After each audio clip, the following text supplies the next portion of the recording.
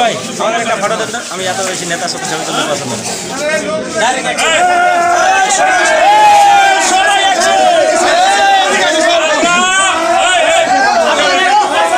আমাদের একটাই দাবি, এই মানিক চেয়ারম্যানের পদত্যাগ। ততক্ষণ পর্যন্ত এই চেয়ারম্যান পদত্যাগ না করবে, ততক্ষণ পর্যন্ত আমরা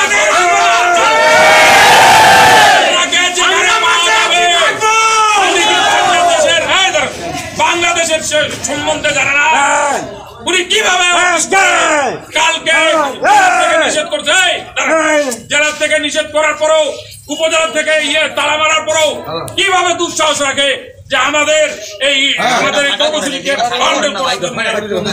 আমার স্পষ্ট কথা, যুবদলের পক্ষ থেকে আমি বলতেছি যে উনাকে যেখানে পাওয়া হবে সেখানে ধরে আপনারা উনার পদত্যাগ পত্র নেওয়া দিবেন।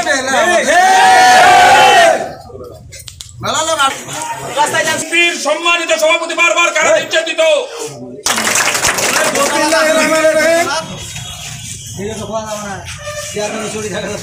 প্রথমে শুকরিয়া জ্ঞাপন করে মহান আব্দুল্লাহ আলমিনের প্রতি বিগত 15.5 বছরে একটি জালেম সরকার, একটি ভোট সরকার, খুনি হাসিনার বিদায়ের পর আমরা ভেবেছিলাম যে গণতান্ত্রিক রাষ্ট্র হিসেবে আমাদের যে কর্মসূচি আমরা স্বাভাবিকভাবে নিতে পারবো। অত্যন্ত দুঃখের বিষয়, আপনারা জানেন গত পরশুদিন আমরা 6টি ইউনিয়নের বিশেষ করে চেয়ারম্যানের কার্যালয়ে অবস্থান কর্মসূচি গ্রহণ করি এবং আমরা ইউনিয়ন পর্যায়ের যে ইউনিয়ন পরিষদের চেয়ারম্যানের কার্যালয়ে তালা ঝুলাই দিতে বাধ্য হই, কারণ বিক্ষুব্ধ জনগণ মনে করে এখন যারা চেয়ারম্যান, মেম্বার, সচিব, মন্ত্রী, এমপি আছেন তারা কেউ জনগণের ভোটে নয়। আমি ভাবতে অবাক লাগে আমার, শেখ হাসিনা তার মন্ত্রিসভাকে নিয়ে ফেলে পালিয়ে গেছে, তার এমপিরা সব পালিয়ে গেছে, তারপরে কিভাবে দুঃসাহস হয় এই 5 নম্বর ইউনিয়নের চেয়ারম্যান তিনি আমাদের তালা ভেঙে আমাদেরকে হয়রানি করার উদ্দেশ্যে এবং এই যে গণতান্ত্রিক আন্দোলন এটাকে বাধাগ্রস্ত করার জন্য তালা ভেঙে কার্যালয়ে প্রবেশ করেছে। এই বিক্ষুব্ধ জনতা আজকে ঘোষণা করতে চায় যতক্ষণ পর্যন্ত এই 5 নম্বরের চেয়ারম্যান পদত্যাগ না করবে ততক্ষণ পর্যন্ত আমাদের আন্দোলন চলবে।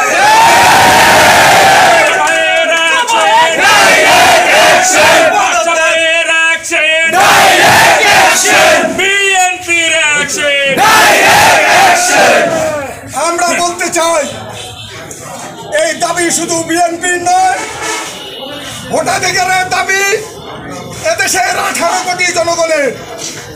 যেহেতু সুষ্ঠু নির্বাচনের মাধ্যমে এই প্রতিনিধিরা নির্বাচিত হয় নাই, আমাদের বিশ্বাস ছিল শেখ হাসিনা যেভাবে ভয়ে পালিয়ে গেছে তারাও হয়তো এই কার্যালয় থেকে দূরে থাকবে।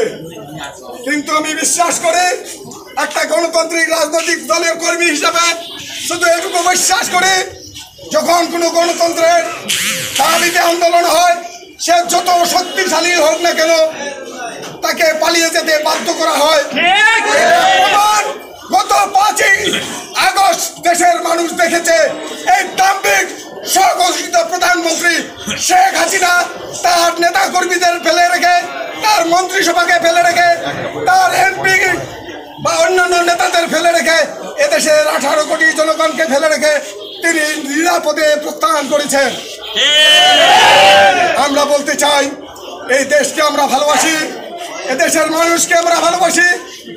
বাংলাদেশ জাতীয়তাবাদী দল একটি গণতান্ত্রিক রাজনৈতিক দল।